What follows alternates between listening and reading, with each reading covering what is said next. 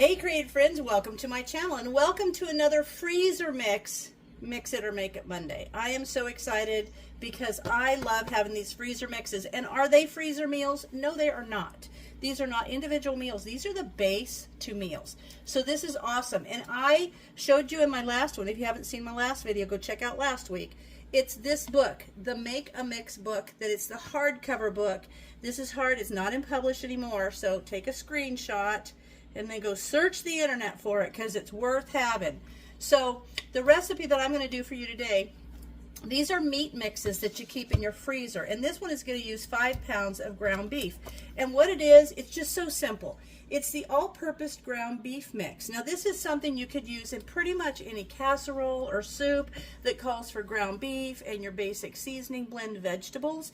It's all done for you. It's awesome, but this book also has all of these recipes that you can make with it, and I will make some of these recipes for you, and it will be indicated where I'll say something like dinner and a pumpkin using all-purpose meat mix from the freezer. So you'll know when those recipes come up. So anyway, be sure and click the little bell so you get reminded.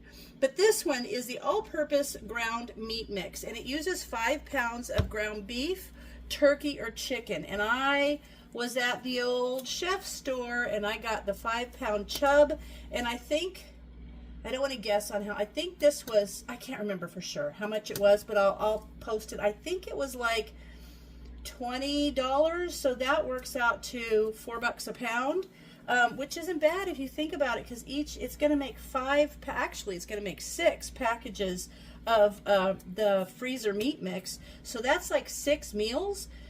That's the base start, just whatever you add, but the base cost is going to be less than $4 per meal. Then that's not bad.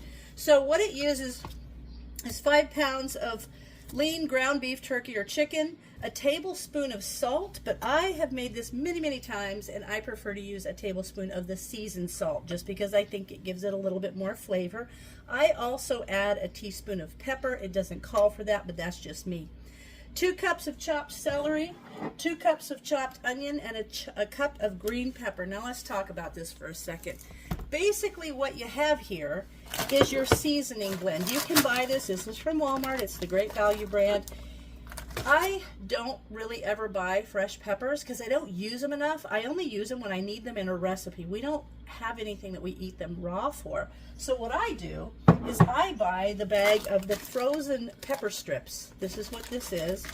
And this way, see there, it's in my freezer. And it cooks up pretty much like fresh. You can't hardly tell. And so if you're going to put them on a salad or something, that doesn't work. But there they are, and they look pretty. So this says green pepper strips, but I think the color is pretty. And then there's 2 cups of fresh celery, 2 cups of fresh chopped onion. And you'll notice my fan, that's my onion fan. If you don't have one of those and you see them at the store, get one of those little fans. It's my onion fan. When I'm chopping a bunch of onions here, I set that over there to blow across my onions, and it blows the vapors or the fumes away. I never cry when I'm cutting onions, no matter how many onions I'm cutting. But if you don't want to do any of that, you still want to make these, you can buy these seasoned blend packages. I would suggest that probably 2 of these would be about what you would want for this recipe, because it already has your onion, celery, bell peppers. It's even got some parsley flakes in it. So what I'm going to do to start, I'm going to put these back in the freezer because it's kind of humid, and I can tell they're already getting warm. I am going to open this, and I'm going to get this started cooking in the pan. It's so simple. All you do is cook the ground beef, and then you drain it off. Then you add all your vegetables and your salt, and I add pepper. And you then you just cover it and let it simmer for about 10 minutes until those vegetables are soft, they're tender, crisp tender. And then you let it cool and you package it up. So let me get this going, and I'll get you to the ground beef, and then I will bring you back. Okay, while I'm browning this, I was going to tell you guys, this is awesome. Once you see what this is, you can just use this in all kinds of your own recipes. It's phenomenal. And I will tell you a couple of my favorites out of the book. One of them is the spaghetti casserole. I love that one. Mexican haystack is also really good, and I'll try to do some of those recipes for you. And then you'll also kind of have a good idea of, other things, and put your mind to it. Another one's good is the country casserole, and the skillet enchiladas are also really good. So this is kind of cool to be able to grab one of these. Basically, they're going to be in about a pound package, and then pop them in whatever recipe you're doing. And yes, some of them will take these and put them in a skillet and throw other things along with it. But what that means is like, oh, well, you're already putting it back in a skillet. But I'm not having to take the time to brown it and drain it and all of that stuff and cut the other vegetables up. So it's kind of a convenient saver. Also, I like it because we travel a lot.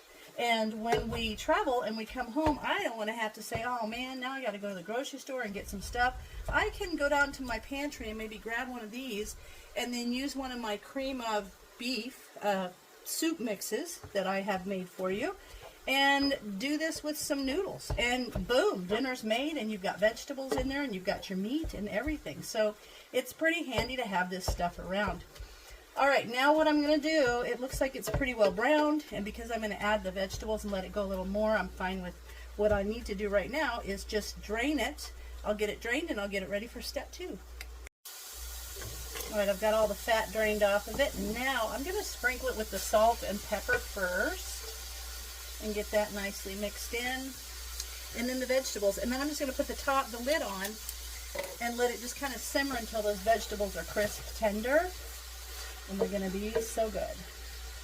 And then while that's happening, I will get my bag out, label it, and I'll get 6 of my individual bags. Now, I'm going to vacuum seal this in vacuum seal bags with my WeVac vacuum sealer.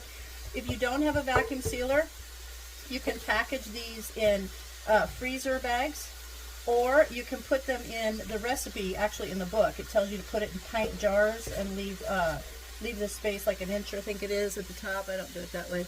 Half an inch head space. But I like to put them in the bags so that I can freeze them flat and they take up less room. So I like that. Okay, that looks good. I'm going to put all this in there.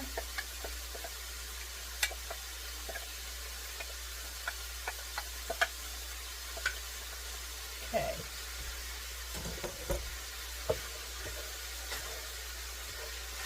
Such a good thing to have in the freezer. And it looks pretty too. I think it looks nice.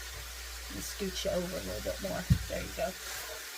So this will make about 12 cups of mix. It's 2 cups per package. So I'm now going to put the lid on this and let this simmer until it's all like crisp tender.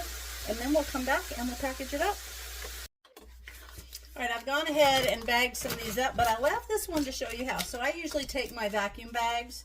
I have one of these little thingies. It's like, actually I have like 5 of these, and they're really awesome. You can get these on Amazon. I think I have some in my store. If you get something from my store, it benefits my channel, I have to tell you that.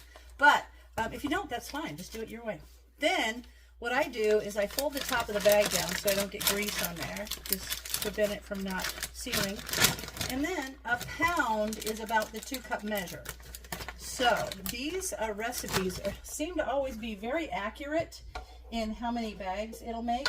Now I am going to fill this one up, and then I've got a little extra, so I'm going to go back and top off the other bags a bit with some of it.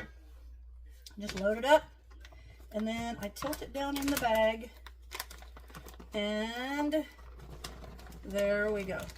So there we have it. So got that done.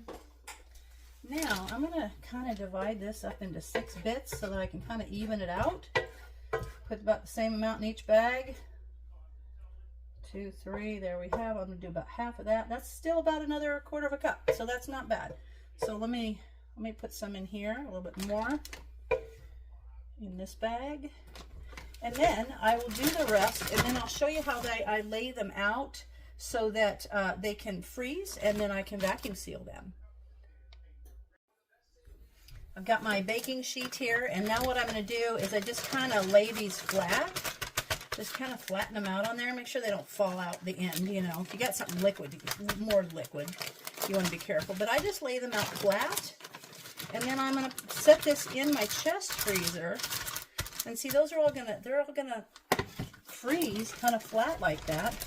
And then I've got one of my big zip top bags, and it's labeled all-purpose mix hardcover mix book. And then the things I really like are country casserole, skillet enchiladas, Mexican delight, and the spaghetti casserole are my favorites for this mix. So I just write those on the front. That way if I'm like, I don't know what I want to make, I can go down there and say, oh, that sounds good. So now I'm just going to lay these out. I'm going to take them down to my freezer, let them freeze, and then I will vacuum them up and come back and show you my finished, awesome, all-purpose ground meat mix. Alright guys, I've got these frozen and all vacuum sealed, and you can see all the veggies in there, and it just is so good. I think the first recipe I'm going to make with this is the country casserole. It's one of my favorites. It has a really good, it's like this meat with a cream of celery soup, and then it's covered with a nice yummy topping. I think the first thing I'm going to make with this is that. So keep an eye out for that recipe, and it's going to be good. So I hope you guys give the all-purpose ground meat mix a try. And, ooh, spaghetti casserole is also good. That's another one I'm going to do. So I'm going to do those, I know. But anyway, I hope you guys give this a try. And as always, thanks for watching, and I'll see you in my next video.